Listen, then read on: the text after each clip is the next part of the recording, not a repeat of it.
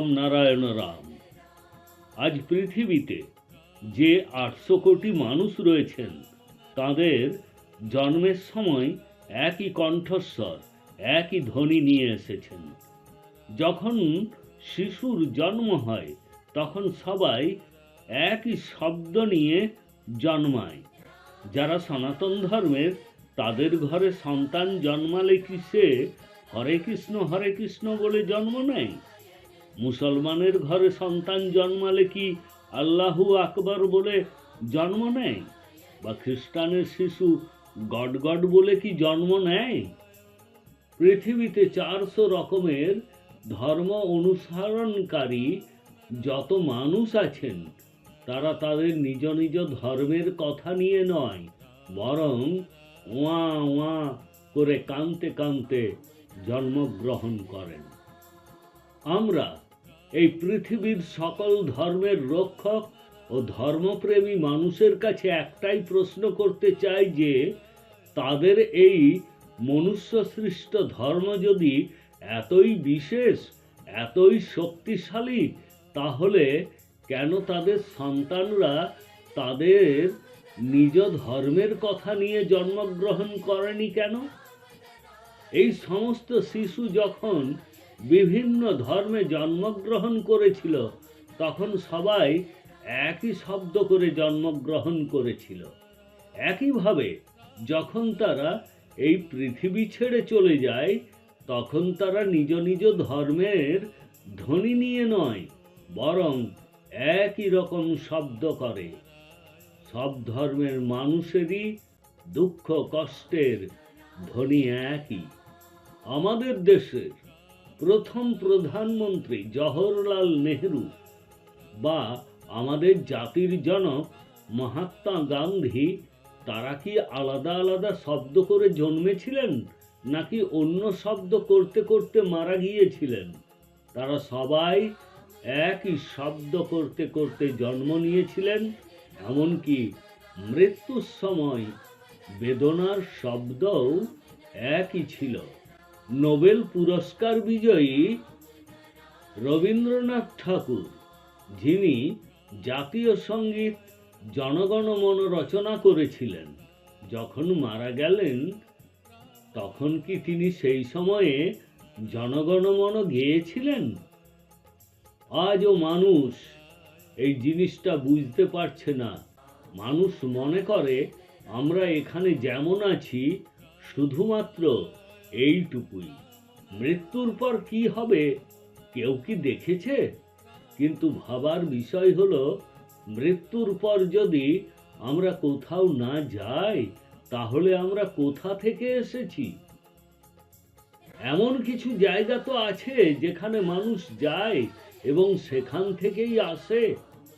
আমাদের সকলকে একত্রিত হয়ে মানব সৃষ্ট ধর্ম, মানব সৃষ্ট রাজনীতি, মানব সৃষ্ট সংবিধান, ব্যক্তি মালিকানার অধিকার সরিয়ে প্রকৃতির নিয়ম মেনে চলতে হবে। প্রতিটি মানুষই প্রকৃতির কর্মী। আমাদের সৃষ্টি করা সমস্ত ধর্মই এই শিক্ষা দেয় যে কর্মই একমাত্র ধর্ম। কিন্তু আমাদের মহাগুরু বালব্রহ্মচারী মহারাজ বলেন, আমাদের সব কাজ বিবেক করে ভাবতে হবে এবং নির্ধারণ করতে হবে। আমরা কাজ করার কে? কর্ম তো আমাদের মন করে। আমাদের মন যখন কাজ করার সিদ্ধান্ত নেয়, কেবল তখনই আমাদের দেহ তার ইশারায় সেই কাজটি সম্পন্ন করে। ধর্মের কাজ একে অপরকে মিলনের বন্ধনে রাখা, বিভেদ কাম্য নয়। এছাড়াও সবাইকে রক্ষা করুন, সবার যত্ন নিন। আমাদের মহাগুরু বালব্রহ্মচারী মহারাজ বলেছেন যে, মানুষ কোনো কাজ করে না, বরং কাজই আমাদেরকে সৃষ্টি করেছে। যিনি আমাদেরকে এখানে পাঠিয়েছেন, সৃষ্টি করেছেন, এবং এই মহাকাশ ও প্রকৃতি, এগুলো থেকেই আমাদের জন্ম। আজ মানুষের যা কিছু আছে তা মহাকাশ ও প্রকৃতির দান। মহাকাশ, পৃথিবী, জল, বায়ু এবং আলো বা শক্তি, এই 5টি উপাদান দিয়ে সব কিছু তৈরি। এটা না হলে আমরা কিভাবে শ্বাস নেব, কিভাবে বেঁচে থাকব? অতএব সমস্ত ধর্ম, সমস্ত কর্ম তাদের দ্বারাই সম্পন্ন হয়। মানুষ শুধু চিন্তা করে ও সিদ্ধান্ত অনুসরণ করে।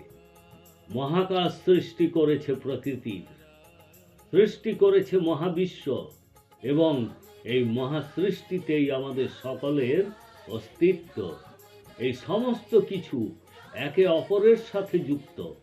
এসব কিছু থেকে আমরা শক্তি পাই, আমাদের চেতনা জাগ্রত হয়, আমাদের বিবেক গঠিত হয়। একজন মানুষ যাই করুক না কেন, বিবেক সবসময় বলে যে তা ঠিক না ভুল। জীবনে এমন পরিস্থিতি কতবার আসে যখন আমরা কাউকে কষ্ট দিই, বা না চাইলেও যখন কারো খারাপ করি, আর এ কথা ভাবি আমাদেরকে কে আর দেখছে, আমরা তো কাউকে কিছু বলতে যাচ্ছি না, আমরা এই ধরনের অন্যায় করছি। এ কথা আমরা কাউকে না জানালে কেউ জানবে কি করে? কিন্তু আমাদের বিবেক, আমাদের মন সবই বলে, সবই জানে। যখন আমরা কিছু ভুল করি, তখন আমাদের বিবেক আমাদেরকে সতর্ক করে যে এই কাজটি ভুল এবং এটা করা উচিত নয়। তাই ভাববেন না যে আমাদের কেউ দেখছে না। আমাদের বিবেক আমাদেরকে দেখছে, সব সময় লক্ষ্য রাখছে। আজকের পরিবেশে যেখানে প্রতিটি মানুষই বিভ্রান্তিতে আটকে পড়েছে, বিভ্রান্তির বন্ধনে আটকে পড়েছে, এসব থেকে বের হয়ে আসতে প্রত্যেক মানুষকে রামনারায়ণ রামের সাথে যুক্ত হতে হবে। এই বীজ মন্ত্রের মাধ্যমে আপনি সমগ্র মহাবিশ্বকে স্মরণ করতে পারেন। এই বীজ মন্ত্রের মধ্যে সমগ্র বিশ্ব জগৎ নিহিত রয়েছে। তাই রামনারায়ণ রাম জপ করতে থাকুন, কর্ম ও ধর্মের চিন্তা বাদ দিন। যখন আপনি এই বীজ মন্ত্রের সাথে সংযোগ স্থাপন করবেন, তখন আপনার কর্ম এবং ধর্ম নিজে নিজেই আপনার মঙ্গলে হতে থাকবে।